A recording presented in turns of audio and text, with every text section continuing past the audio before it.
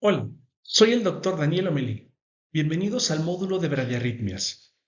En esta primera sección nos centraremos en la evaluación electrocardiográfica de urgencias de los diferentes tipos de bradiarritmias.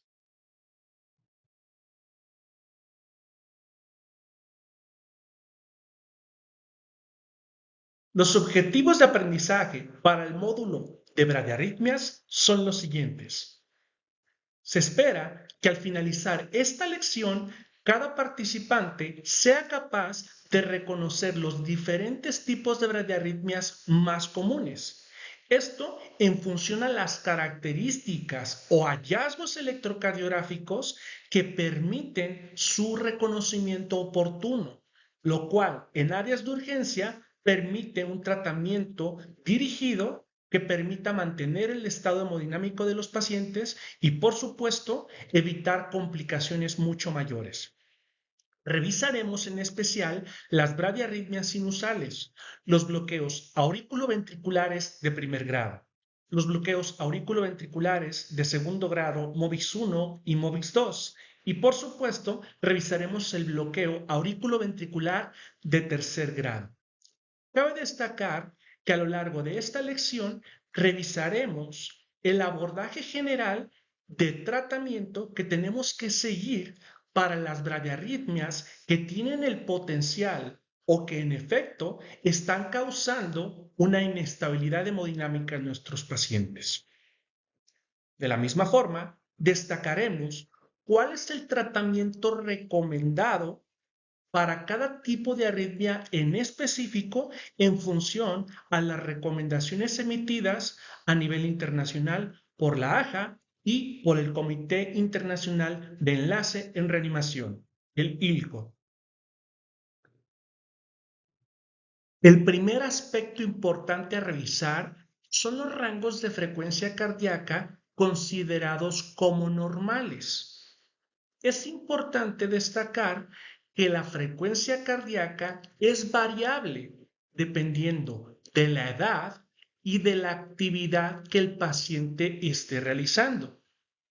Actividades fisiológicas como dormir pueden condicionar a pequeñas variaciones en la frecuencia cardíaca.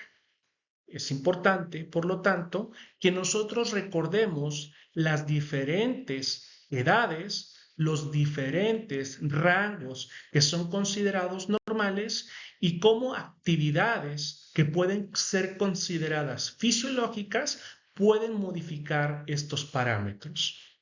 En esta imagen podemos tener estos valores de referencia rápida. El siguiente aspecto importante a revisar es cómo se define una bradicardia. Nosotros sabemos que por definición, la bradicardia es cualquier trastorno del ritmo con una frecuencia cardíaca menor a 60 latidos por minuto.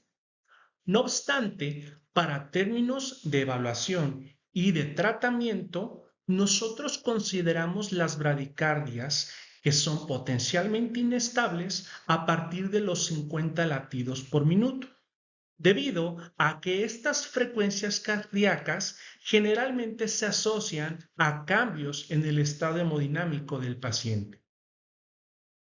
Es importante señalar que la bradicardia puede presentarse como una variante normal en atletas entrenados, que puede ser anormal, pero con una evolución crónica, es decir, toma años, y esto generalmente lo podemos encontrar en adultos mayores con enfermedad del seno enfermo.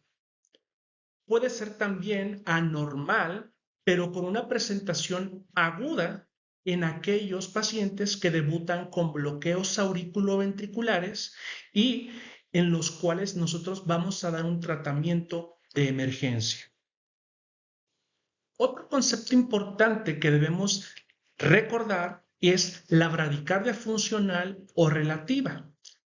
Esto obedece a frecuencias cardíacas que están dentro de un rango normal, es decir, más de 60, menos de 100, pero que en ciertas condiciones son incapaces para mantener un gasto cardíaco y una buena función hemodinámica. Por ejemplo, pacientes con sepsis o pacientes con choque cardiogénico, a pesar de tener una frecuencia cardíaca dentro del rango, estas son incapaces para mantener las necesidades de perfusión y por lo tanto pueden ser consideradas bradicardias funcionales o relativas. Otro aspecto muy relevante es recordar que las bradicardias pueden clasificarse en dos grupos principales en función de la entidad que genera su aparición. De esta forma, clasificamos a las bradicardias como primarias o secundarias. Una bradicardia primaria es aquella bradicardia que aparece por una alteración o disfunción propia del corazón, del sistema de conducción o cualquier variante que impida que el corazón propiamente efectúe sus actividades. Ejemplos son anomalías congénitas, ejemplos son traumatismos, otros ejemplos son procesos infecciosos como la miocarditis que pueden desencadenar una bradicardia primaria. Por otro lado, las bradicardias secundarias son resultado de condiciones que son externas al corazón, al sistema de conducción, pero que tienen el potencial de generar cambios hemodinámicos. Por ejemplo, la bradicardia grave que aparece en aquellos pacientes con hipoxia severa e insuficiencia respiratoria. La bradicardia que aparece en aquellos pacientes con hipotensión grave, en estadios finales del choque hipovolémico hemorrágico, puede ser resultado de hipotermia, puede ser resultado del uso de fármacos como los opiáceos, como las benzodiazepinas, y entran en la clasificación de bradicardias secundarias. En relación a la fisiopatología implicada, sabemos que en los bloqueos auriculoventriculares se presenta una interrupción que puede ser parcial o completa a la transmisión de los impulsos que provienen de las aurículas hacia los ventrículos. Sabemos que esta interrupción se va a dar a nivel del nodo auriculoventricular y que la causa más comúnmente involucrada es la fibrosis y la esclerosis. Sabemos que esta interrupción en la conducción generará cambios en el electrocardiograma que nosotros podemos identificar oportunamente. En algunos casos podremos identificar el alargamiento en el intervalo PR y en algunos otros casos mucho más severos podemos identificar la disociación auriculoventricular. En esta tabla podemos ver la clasificación general para los diferentes tipos de bloqueos auriculoventriculares. Para su clasificación, tomamos como punto de referencia anatómico al nodo auriculoventricular, de tal forma que los bloqueos que se encuentran por arriba del nodo son bloqueos que reciben el nombre de bloqueos supranodales y a los cuales también se les puede llamar como bloqueos de bajo grado. Por otro lado, los bloqueos que se encuentran por debajo del nodo auriculoventricular reciben el nombre de bloqueos infranodales y también pueden ser denominados bloqueos de alto grado. Esta clasificación toma especial importancia cuando nosotros revisamos el tratamiento que se recomienda para cada tipo de bloqueo en específico. Y por lo tanto es importante que ustedes los recuerden y los clasifiquen de esta manera. Los bloqueos supranodales son los bloqueos AB de primer grado, de segundo grado, MOVIX 1. Y los infranodales son los bloqueos AB de segundo grado, MOVIX 2, y el bloqueo AB de tercer grado o bloqueo completo. Como ya lo revisamos, la bradicardia sinusal puede permanecer o puede aparecer de manera aguda en atletas entrenados, pero también puede aparecer de manera crónica en adultos mayores. También pueden existir algunas otras causas secundarias, como son los fármacos, como puede ser la hipotermia o como pueden ser algunas otras variantes. Cualquiera de estos elementos puede estar involucrado en alteraciones autonómicas o alteraciones sistémicas. A continuación, observe el siguiente electrocardiograma de 12 derivaciones. Por favor, intente reconocer la bradiarritmia que se encuentra presente. Tómese un par de segundos para el análisis y pause el video si lo considera necesario.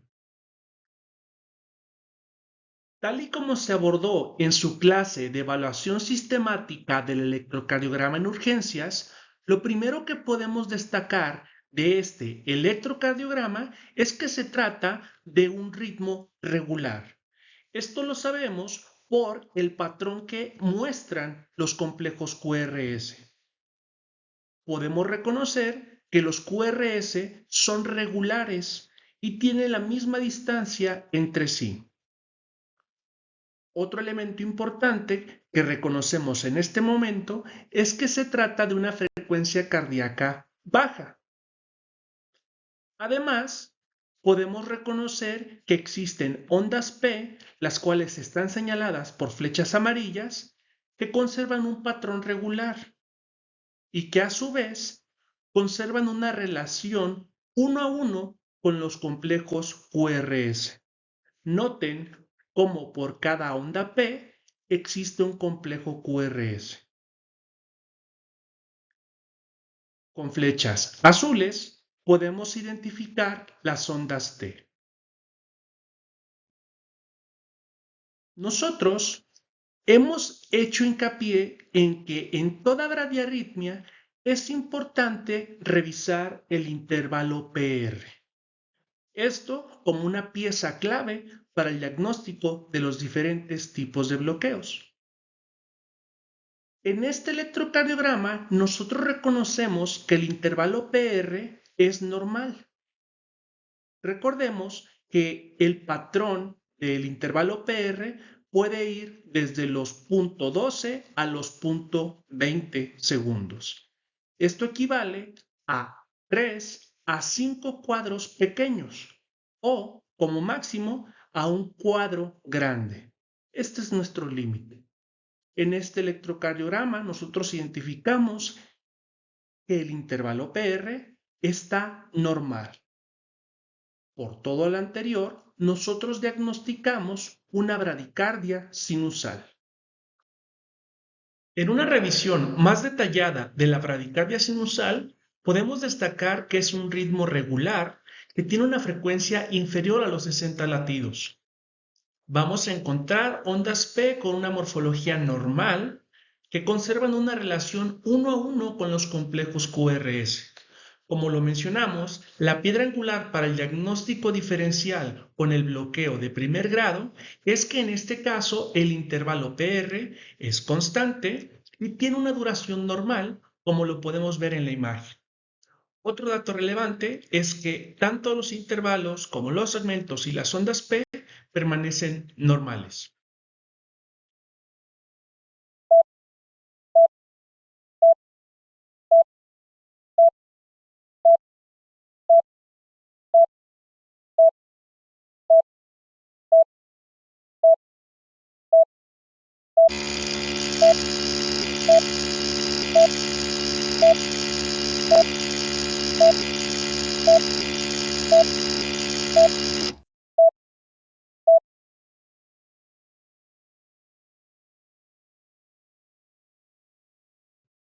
Finalmente, complementando la información que ya hemos aterrizado en atención a las bradicardias sinusales, es importante destacar que la mayoría de bradicardias sinusales no requiere de algún tratamiento en específico. Sin embargo, es importante tratar de evitar medicamentos que puedan condicionar a la aparición de una frecuencia cardíaca más baja. Ejemplos de los grupos farmacológicos que deberían de evitarse en este tipo de pacientes son los beta bloqueadores o los calcio antagonistas. De forma similar al ejercicio que realizamos previamente, intente reconocer en este electrocardiograma de 12 derivaciones la bradiarritmia que se encuentra presente. Lo primero que podemos señalar es que se trata de un ritmo regular. En flechas rojas estamos señalando los complejos QRS que conservan un ritmo regular. Noten que las distancias son muy similares. Lo siguiente que podemos reconocer es que se trata de un ritmo lento. En amarillo, nosotros estamos señalando las ondas P, las cuales a su vez conservan un patrón regular y mantienen una relación 1 a 1 con los complejos QRS. Con flechas azules señalamos las ondas T. Y tal y como lo revisamos anteriormente, en este momento nosotros pasamos a la evaluación del intervalo PR, el cual en este electrocardiograma podemos reconocer con un alargamiento. Es de especial importancia destacar que el alargamiento del intervalo PR en este ritmo es constante, es decir, el alargamiento siempre mantiene la misma distancia, se mantiene alargado, no obstante, el alargamiento siempre es el mismo. Esta es la clave que nos permite establecer el diagnóstico y que por lo tanto vamos a tomar como consideración para hacer el diferencial con la bradicardia sinusal. En la bradicardia sinusal el intervalo PR es normal y en este caso que es alargado, nosotros podemos establecer el diagnóstico de bloqueo auriculoventricular de primer grado. En el análisis detallado del bloqueo auriculoventricular de primer grado, podemos destacar que se trata de un ritmo con un patrón regular. Permanece con una frecuencia inferior a los 60 latidos por minuto. Conserva una relación onda P con complejos QRS 1 a 1. Y ciertamente el hallazgo más representativo de este tipo de bloqueos es el alargamiento en el intervalo PR. Noten cómo este intervalo PR, si bien está alargado, mantiene un patrón constante.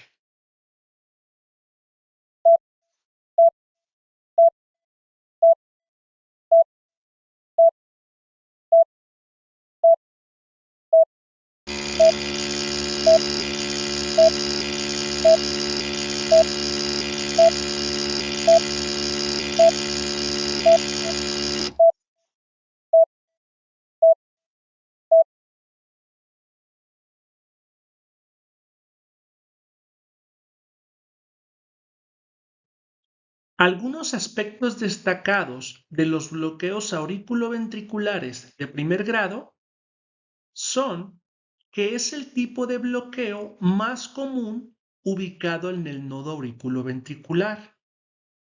Pueden ser no patológicos y pueden presentarse asintomáticos hasta en el 2% de los adultos. Al reconocer este tipo de bloqueos, nosotros debemos tener en consideración que en muchos de los casos no se requiere tratamiento de urgencia y que es importante analizar si existe alguna causa atribuible que pueda condicionar su aparición. Por favor, intente reconocer la bradiarritmia presente en este electrocardiograma de 12 derivaciones. Lo primero que podemos destacar en este electrocardiograma es que se trata de un ritmo irregular. Con flechas rojas señalamos los complejos QRS. Note cómo la distancia entre estos es desigual. De la misma forma, podemos reconocer que se trata de un ritmo con una frecuencia cardíaca lenta. Con flechas amarillas, nosotros estamos señalando las ondas P. Un aspecto importante a destacar es que las ondas P también son irregulares y un aspecto de especial relevancia es que hay ondas P que en este momento ya no conservan una relación uno a uno con los complejos QRS. Esto quiere decir que hay una despolarización auricular, sin embargo, no condiciona a la despolarización ventricular. Y es por esto que estamos perdiendo un latido a nivel ventricular. El siguiente elemento que podemos destacar en este electrocardiograma es el comportamiento del intervalo PR. Nótese cómo este intervalo PR muestra un patrón de alargamiento progresivo, que a medida que va alargándose, llega a un punto en el que una onda P ya no conduce a un complejo QRS. Esta es la clave para que nosotros identifiquemos el bloqueo auriculoventricular de segundo grado MOVIX 1. En el análisis detallado del bloqueo auriculoventricular de segundo grado MOVIX 1, podemos señalar que en este caso el patrón de regularidad se ha perdido. Esto lo podemos reconocer porque la relación de las ondas P con los complejos QRS en este momento ya no es uno a uno. Un hallazgo muy importante en este tipo de bloqueo es el alargamiento progresivo en el intervalo PR. Noten la imagen cómo a medida que el alargamiento se vuelve más progresivo, llega un punto en el que la onda P no conduce a un complejo QRS.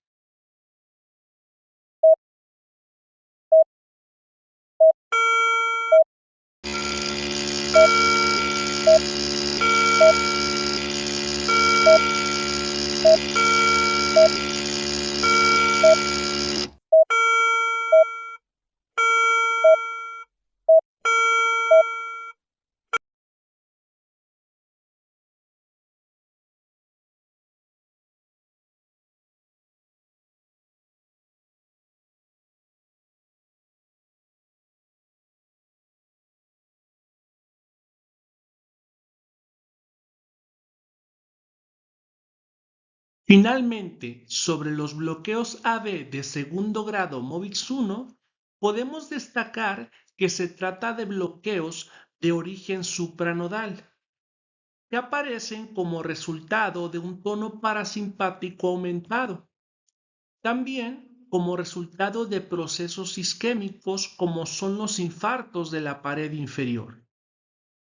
En los pacientes en los que se tiene una alta sospecha de proceso isquémico acompañados de un bloqueo, es especialmente importante que se asegure la disponibilidad del marcapasos transcutáneo tan pronto como sea posible. Por favor, intente reconocer la bradiarritmia presente en el siguiente electrocardiograma de 12 derivaciones.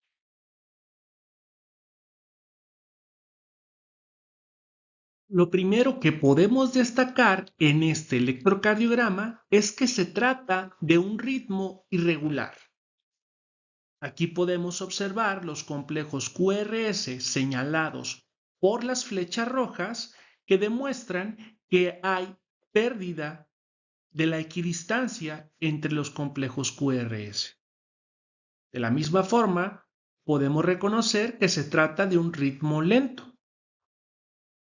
Con flechas amarillas, nosotros estamos destacando las ondas P. las cuales mantienen un patrón irregular en correlación con los complejos QRS. Nosotros podemos destacar que la relación 1 a 1 en este momento está ausente, dado que hay ondas P que no conducen a un complejo QRS. Es decir, existe una despolarización auricular, la transmisión del impulso llega hacia el nodo, pero este impulso está bloqueado, lo cual condiciona a la pérdida o a la ausencia de un complejo QRS.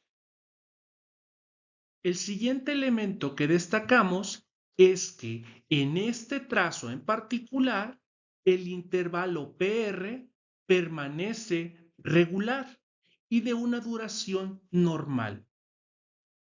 Estos elementos son la clave para establecer el diagnóstico de un bloqueo auriculoventricular de segundo grado MOVIX 2.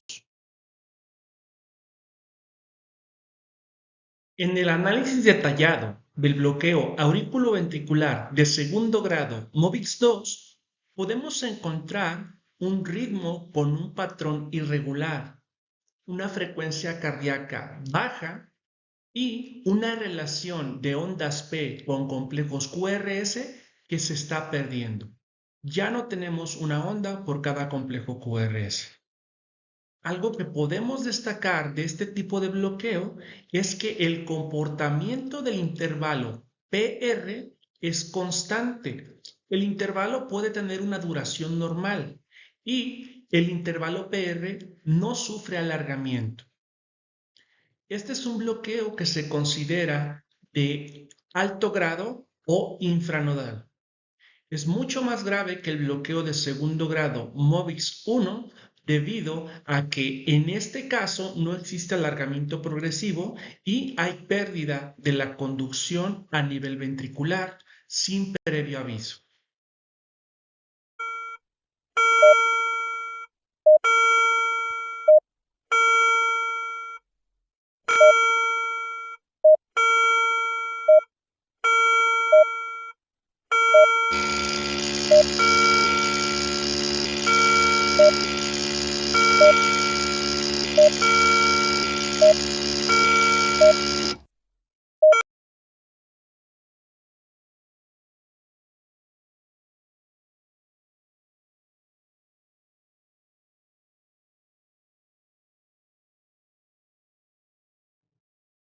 Sobre los bloqueos AV de segundo grado MOVIX 2, podemos destacar que se trata de bloqueos que clasificamos como infranodales.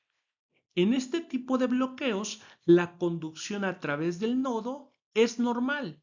Sin embargo, la localización del bloqueo generalmente está ubicada en el haz de His o por debajo de él. Algunas de las causas que pueden condicionar la aparición de este tipo de bloqueos son los procesos degenerativos, las cardiomiopatías, los procesos isquémicos e inclusive en la literatura se han reportado casos en los que la interacción con drogas o ciertas toxinas pueden condicionar su aparición. En este tipo de bloqueos infranodales, bloqueos de alto grado, es importante que se asegure que el marcapasos transcutáneo esté disponible de inmediato en nuestra área de urgencias. Tómese un par de segundos para el análisis de este electrocardiograma de 12 derivaciones e intente reconocer la bradiarritmia que se encuentra presente. Primero que podemos destacar en este electrocardiograma es que se trata de un ritmo regular. Con flechas rojas podemos destacar los complejos QRS que se encuentran equidistantes. Lo segundo muy importante que podemos señalar es que se trata de una frecuencia cardíaca extremadamente baja. Con flechas amarillas nosotros estamos señalando las ondas P, las cuales conservan un patrón regular. Sin embargo, estas en este preciso momento, como puede mostrarse en el electrocardiograma, no conservan relación alguna con los complejos QRS. Esto quiere decir que existe un bloqueo auriculoventricular completo y que en este punto las aurículas y los ventrículos están completamente disociados.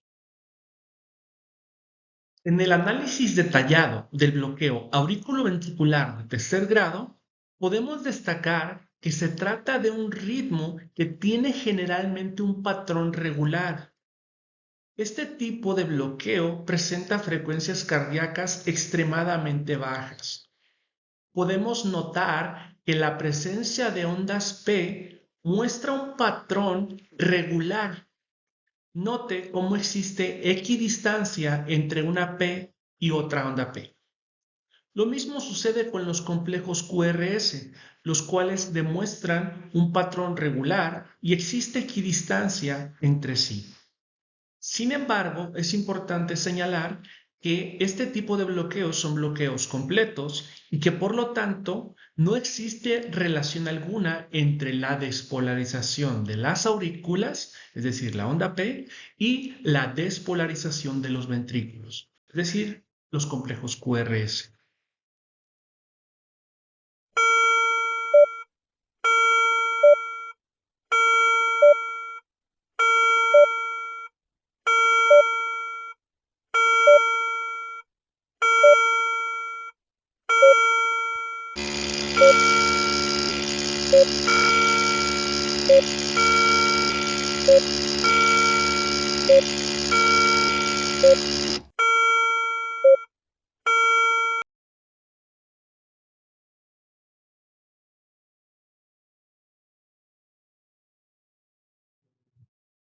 Finalmente, sobre los bloqueos AV de tercer grado, podemos destacar que son bloqueos considerados infranodales o bloqueos de alto grado.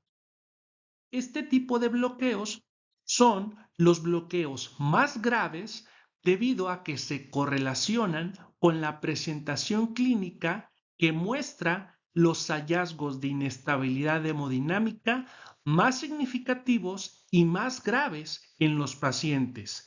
Las causas generalmente son muy similares a las de los bloqueos AB de segundo grado MOVIX 2.